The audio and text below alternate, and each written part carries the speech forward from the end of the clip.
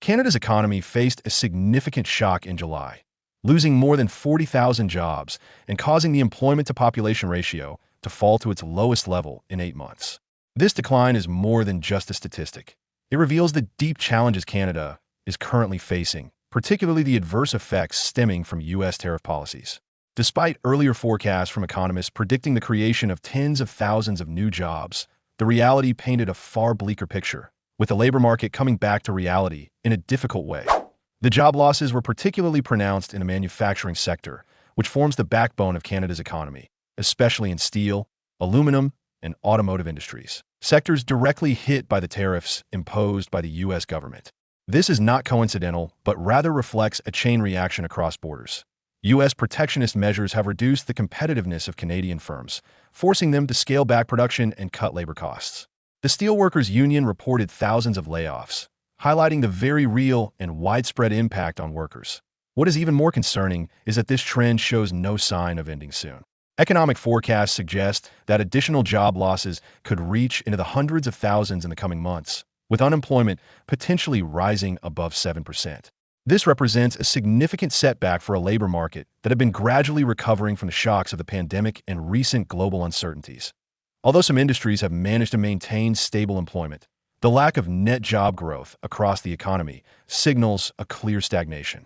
Notably, young workers aged 15 to 24 have been hit hardest, with unemployment rates approaching 15%, the highest in years, second only to the COVID-19 pandemic period.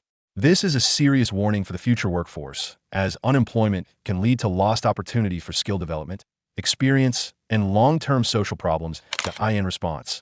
The Bank of Canada has adopted a cautious monetary policy stance by holding interest rates steady but signaling potential rate cuts if inflation remains under control and economic growth weakens further. This indicates the central bank's attempt to balance supporting the economy with controlling inflation, a difficult balancing act given the current circumstances. The 3.5% increase in average hourly wages amid stagnant employment suggests rising cost pressures and intensifying competition for labor in a shrinking job market. Looking deeper, it becomes clear that U.S. tariffs have not only served as a trade policy tool, but also as a destabilizing factor for the Canadian economy. They reduce business flexibility and competitiveness, forcing companies to contract operations and undermining investor and consumer confidence.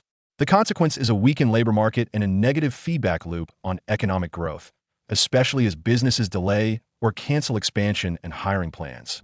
Furthermore, rising wages alongside falling employment can lead to higher labor costs per unit of output, making it even harder for manufacturers to compete internationally, especially with high tariffs still in place.